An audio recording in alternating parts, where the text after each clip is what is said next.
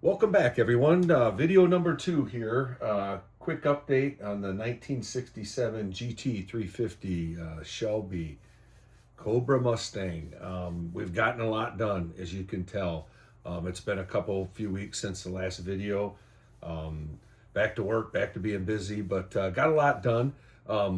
This was the upgrade. This was what I talked about in the first video. Picked up Iceman Collections uh, Cobra engine upgrade for the GT-350. It's my first time building a 3D printed engine. I've built a lot of resin parts with aircraft, different upgrades and things, so I'm pretty familiar with it. First time building an engine with no directions too, which these things, after you do a few, they pretty much fall together pretty basic, but really cool. A lot of great detail in it. I mixed up my own Ford blue, little Tamiya flat blue with a couple drops of gloss white, and came out pretty good. So still got to touch up the paint and touch up the aluminum. This aluminum is a one of, from Robot Kai, one I've had for a couple of years. But got to touch it up. It turned out pretty good. So all the chrome and the aluminum parts are in the dehydrator right now.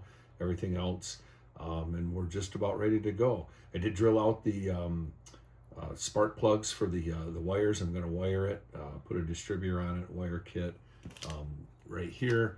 On the body and the chassis, we're done. The underside was already done, but put the body on and did the interior. Took my time. It turned out okay. It's probably the best part of it for me so far.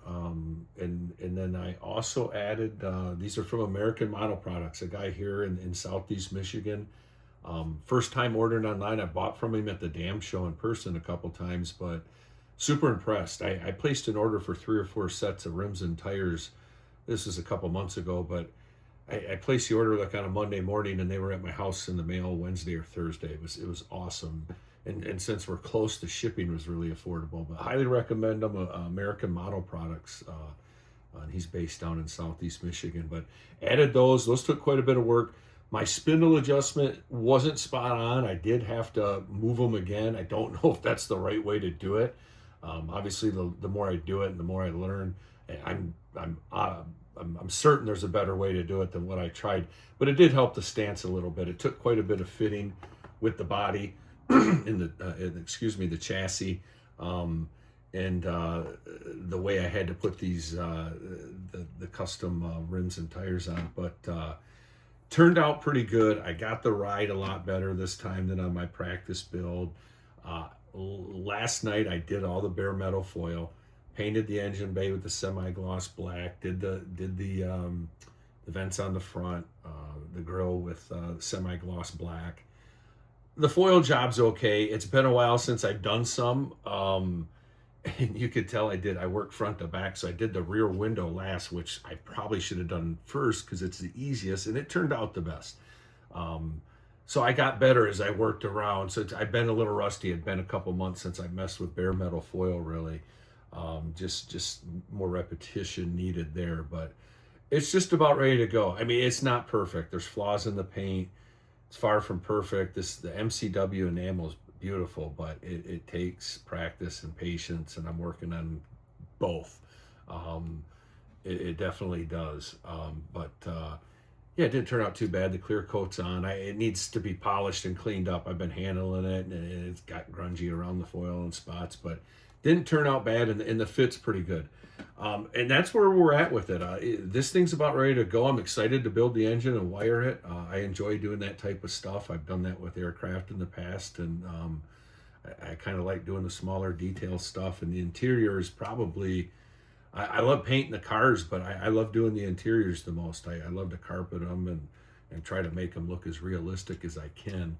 And I do a ton of hand brushing on this stuff. I do airbrush a lot, but I use the gallery markers quite a bit, and I do a lot of hand brushing just because I enjoy it. The one thing I did run into a hiccup with is the windshield on this particular kit, and it's got this bubble in it right here, and it was like an injection mark, from the injection molding, a pin mark or something. And I thought, well, it's going to be tough to get out of there. And when I set it up there in the body, it just looked awful. So I've been wet sanding the heck out of this thing, and it's still there. You could I don't know if you could see it in the video at all, but I don't know what that is from. My test kit I didn't have anything like that on it, so I guess it's just bad luck with the glass. So I'm gonna just keep going at it. There's enough there that I can keep wet sanding it that I think I can get it flattened out. It already looks a little better, so but I'll work through all the different grains of wet sand and then work through the different polishes and get it cleaned up the best I can. And that's gonna take a little bit of time. I didn't really want to have to do this. I've put more time into this than any car I've done ×2 for sure. And I still got quite a ways to go, but yeah, that's where we're at. The windshield needs work. Got lucky, the rear glass is crystal clear. And that's it. Everything else is kind of staged here and ready to go. The radiator and the hoses, and just ready to put the engine together.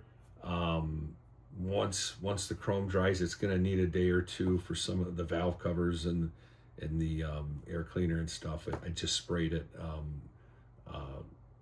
20 minutes ago when I got home from work. So, but there she is so far. The 1967 Shelby GT-350.